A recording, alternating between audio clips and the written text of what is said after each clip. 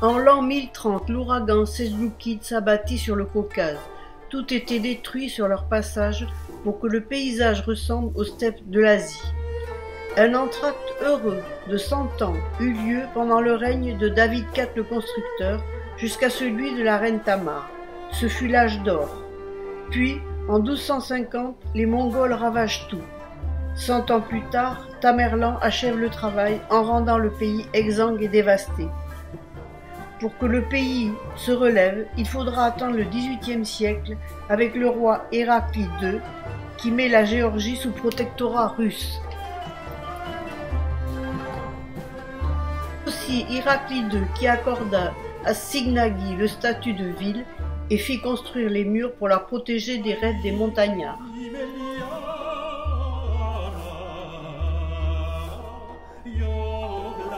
Ancré sur les hauteurs d'une colline non loin de Signagi, le monastère de Bodbe est pour les Géorgiens l'un des lieux les plus sacrés qui soit.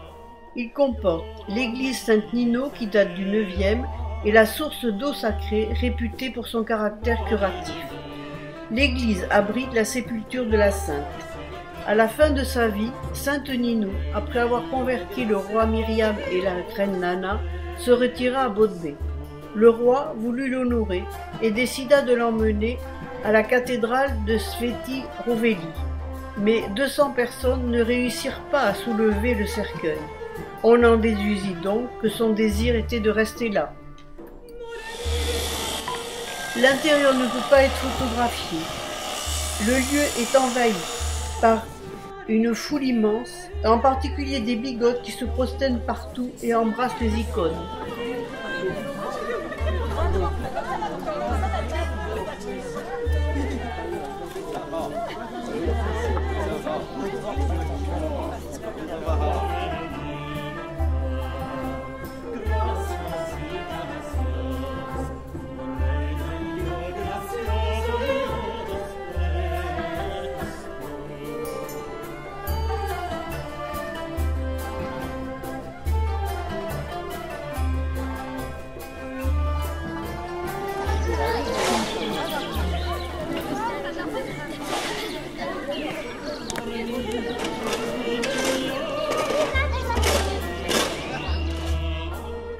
Koutaïssi est la deuxième ville de Géorgie, par sa taille et son rôle historique. Elle est devenue capitale administrative de la Géorgie depuis l'installation du Parlement en 2012. Capitale de la Géorgie à plusieurs reprises, notamment du Xe au XIIe siècle, elle est connue pour avoir été aussi la capitale du royaume antique de Colchide. Traversée par la rivière de Rioni, Koutaïssi se situe à 221 km à l'ouest de Tbilissi.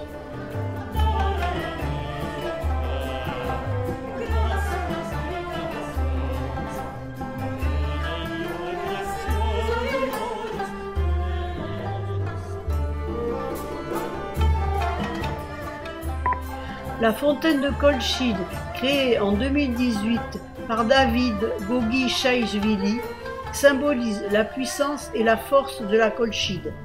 Les dorures imposantes recouvrant les chevaux marquent les richesses de la Colchide.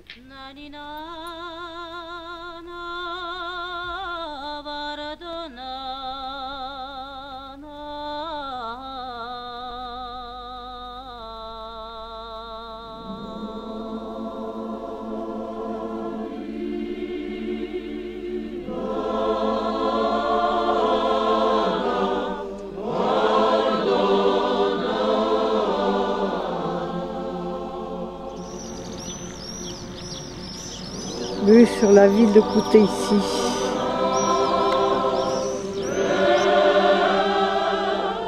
La cathédrale de Bagrati à Koutaïssi. Construction de la cathédrale de Bagrati débuta au début du règne de Bagrat III en 1003.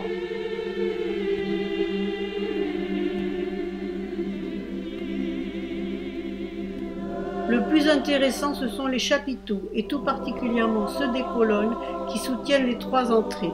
On y verra un riche répertoire animalier au milieu de quelques éléments empruntés à la flore.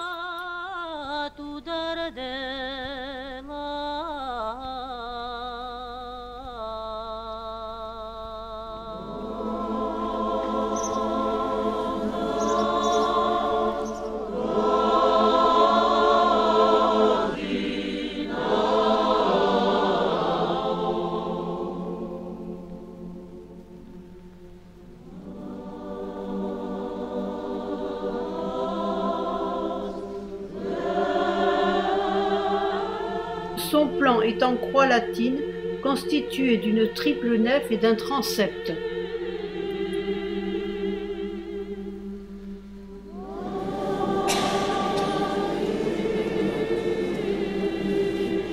Saint-Nicolas, Saint-Georges, Saint-Jean, Saint-Féodore. C'est les trois que je connais. Ça, c'est qui déjà l'autre?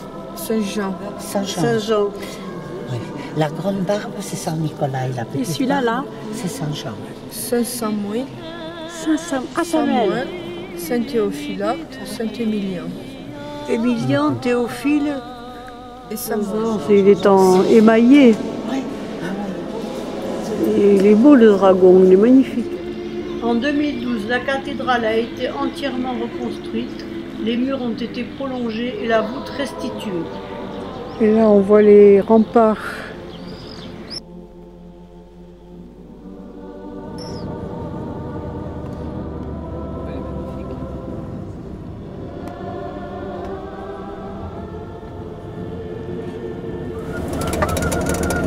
Voilà, l'église de la Dormition, Saint-Nicolas et Saint-Georges. Fondé en 1106 par David IV, jadis roi de Géorgie, le monastère de Gélati fut pendant longtemps l'un des plus importants centres intellectuels et culturels de la Géorgie.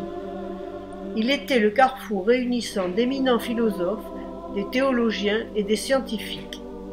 Édifié par les habitants du monastère eux-mêmes, le monument était appelé la Nouvelle Athènes ou le second mont Athos.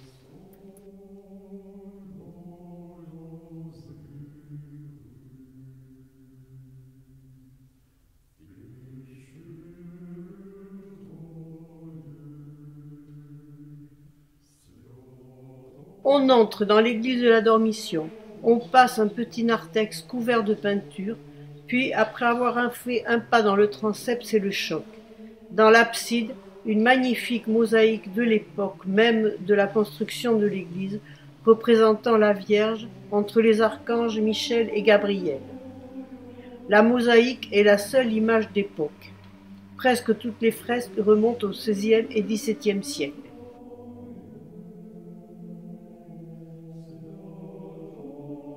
Sur le mur nord, à gauche de l'abside, on remarque rois et dignitaires religieux, en particulier David, aussi un catholicos de Géorgie de l'Ouest du XVIe siècle, puis un roi d'Érémessie, enfin Bagrat et sa femme Hélène et leur fils. Une autre fresque nous montre Hélène et Constantin avec la croix.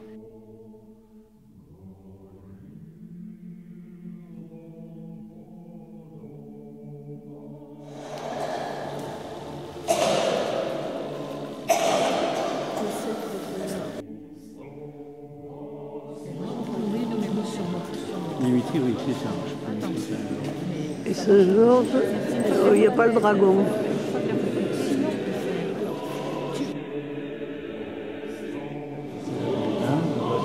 Ponce Pilate qui se lave les mains. Qui descend.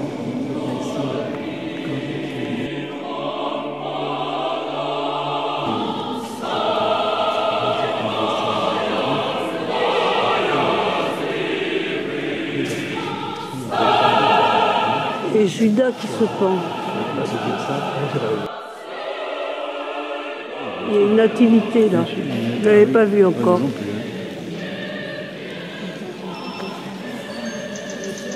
Oui, c'est la nativité, on voit le bébé emmailloté.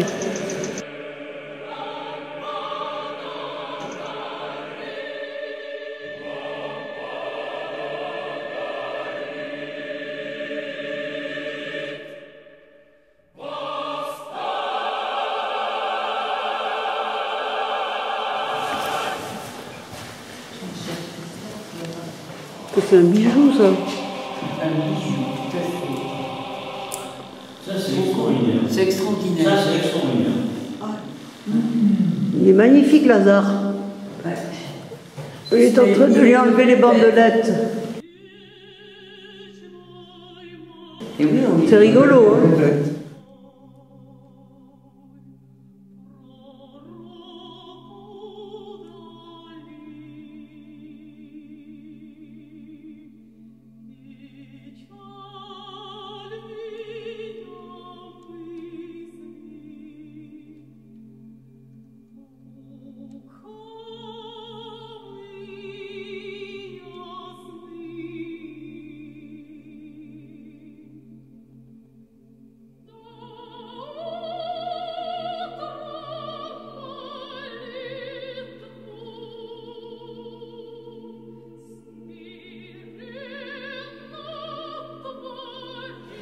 La tombe de David IV le constructeur.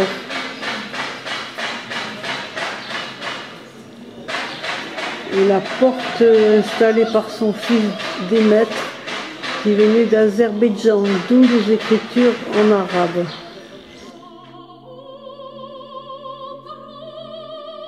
La principale valeur culturelle du monastère de Guélati est due à l'académie. Dans l'académie, les étudiants pouvaient apprendre de nombreuses matières, telles que la philosophie, la théologie, les sciences et la peinture. On leur a également appris à rédiger des chroniques et des traductions importantes.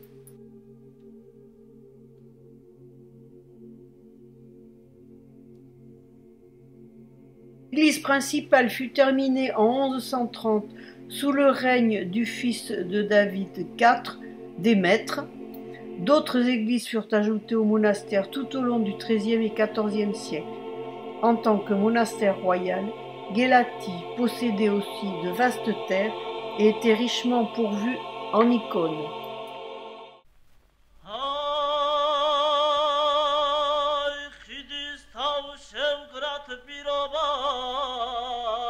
Parmi les trésors architecturaux de la Géorgie, le site de Vardia est le plus précieux. Dans cette véritable ville troglodyte, il y avait des habitations, des boutiques, des bibliothèques et même un réseau d'eau. Au total, 6000 espaces creusés dans la roche se répartissent sur 13 niveaux.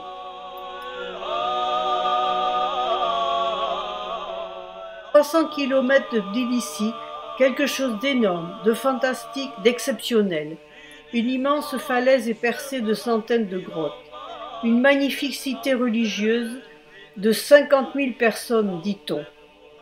C'est la reine Tamar qui a demandé qu'un sanctuaire souterrain soit construit dans la deuxième moitié du XIIe siècle pour aider son peuple à éviter l'assaut moghol. Le site a été creusé dans la montagne d'Eroucheti, sur la rive gauche du fleuve Moutkevari.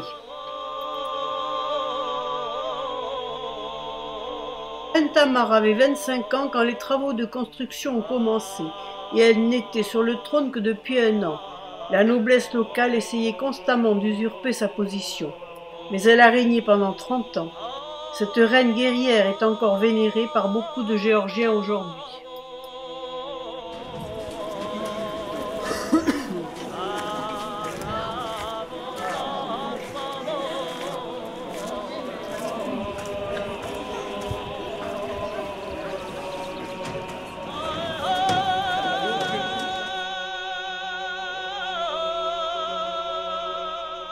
À l'ouest de l'église, 40 habitations totalisant 165 chambres et 6 petites églises. De l'autre côté, à l'est, 74 maisons et 244 pièces et encore 6 petites églises.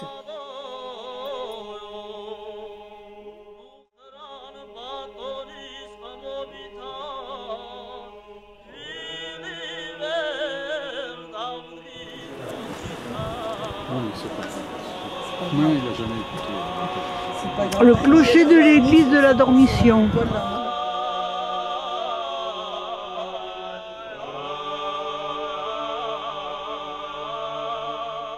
La seule façon d'arriver à ce royaume souterrain était un tunnel secret qui débouchait sur la rivière Moukvari à proximité. C'est la table du réfectoire.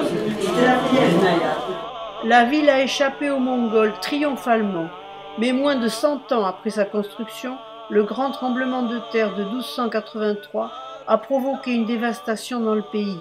Beaucoup de grottes se sont écroulées en cascade.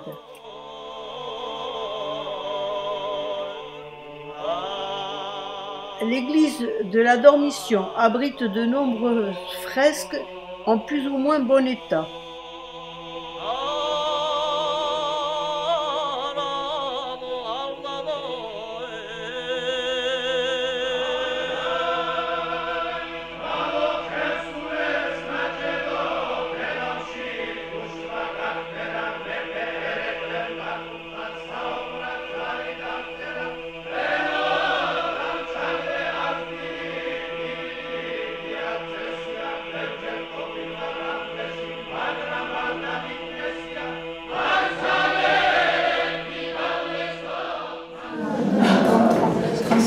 En haut des escaliers, c'est l'entrée de la source.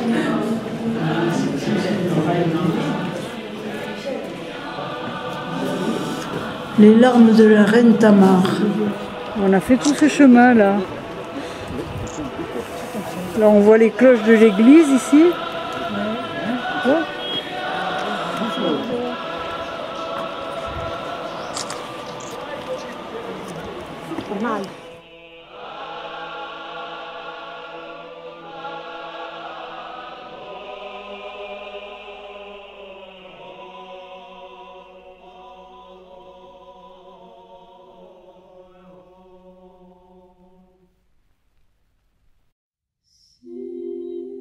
À l'extérieur du monastère caché, la terre sur la montagne était extrêmement fertile. Les moines ont créé un système de terrasses irriguées qui les nourrissait.